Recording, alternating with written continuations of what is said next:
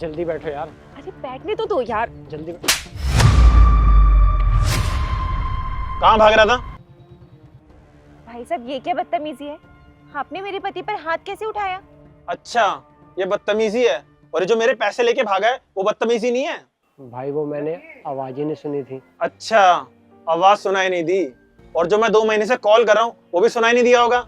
नहीं भाई, ऐसी कोई बात नहीं है, वो थोड़ी दिक्कत चल रही है ना, मुझे 2 हफ्ते का टाइम दो, जैसे ही पैसे होते हैं मैं करवाता हूँ। देख, मुझे नहीं पता, मुझे आज के आज अभी के अभी मेरे पैसे चाहिए, चाहे कहीं से भी लेकर आ। भैया अभी कहाँ से लाऊं, अभी मेरे पास पैसे है ही नहीं, एकदम से इंतजाम नहीं हो पाएगा। और आपको ऐसे मेरी वाइफ के सामने मुझे चाटा नहीं मारना चाहिए था। हाँ तो उसे भी तो पता चले तूने क्या कांड करा है। ये कौन से पैसे की बात कर रहे हैं? कौन से पैसे उधार लिए तुमने? वो सब मैं तुम्हें बाद में बताता हूँ। भैया हाथ जोड़ के विनती है, 2 हफ्ते का टाइम और दे दो प्लीज। तू ऐसे नहीं मानेगा ना, तेरे को बहुत टाइम दे दिया मैंने। एक काम कर, गाड़ी से नीचे उतर।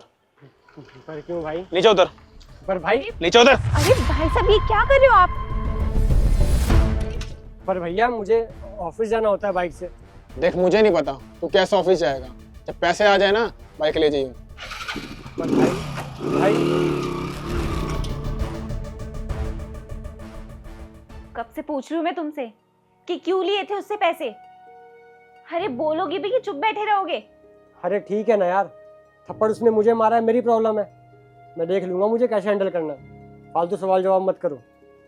अच्छा, तो नवाब साहब से सवाल जवाब ना किया जाए? हाँ, अरे पूरे भरे मार्केट के अंदर मेरे पति को कोई थप्पड़ मार के गया है और तुम कह रहे हो कि मैं तुमसे सवाल जवाब ना करूं? आयुष सच सच बताना मुझे, कहीं तुमने वो पैसे किसी गलत काम के लिए तो नहीं लिए? तुम्हारा दिमाग ठिकाने पे है कि नहीं?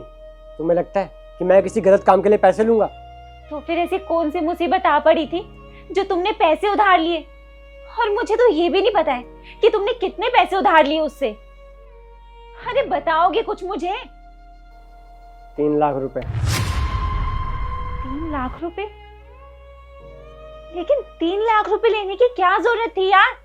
वो पैसे मैंने अपने लिए नहीं लिए, अपने दोस्त के लिए लिए थे। ऑफिस में मेरा एक दोस्त है, उसकी मम्मी की तबीयत खराब थी, तो उसके पास कहीं से पैसों का इंतजाम नहीं हो रहा था और ना ही कोई उसकी मदद कर रहा था, तो मुझसे उसका दुख देखा नहीं गया, इसीलिए मैंने गारंटर बन के उसको पैसे दिलवा दिए।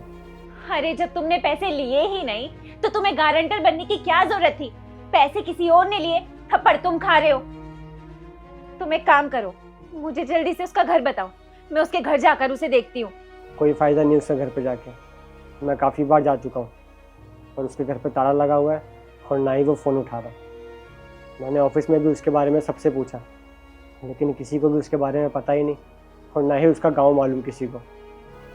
मुझे तो ऐसा लगता है कि उसने मेरे साथ धोखा करा है, उसकी ये सब साजिश थी। मुझसे 3 लाख रुपए ले लिए और ये शहर छोड़ के भाग गया। तो फिर अब क्या सोचा है, कैसे लौटाओगे उसके पैसे? अब इसमें सोचना क्या है, जो होना था वो तो हो ही गया। अब पैसों का इंतज़ाम कर रहा हूँ, सारे रिश्तेदारों से हेल्प मांग ली, लेकिन कोई देने को तैयार नहीं पैसे। अब समझ में ही नहीं आ रहा कि 3 लाख रुपए कहाँ से लाऊं।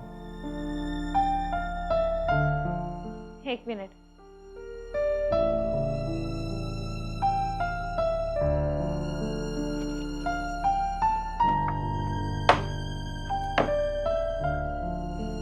ये लो,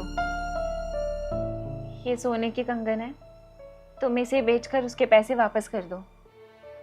लेकिन शिवानी, ये कंगन तो तुम्हारी माँ की आखिरी निशानी थी तुम्हारे पास, तुम्हारे लिए बहुत कीमती होंगे ना ये। मेरे लिए मेरे पति से ज्यादा कीमती कुछ भी नहीं है।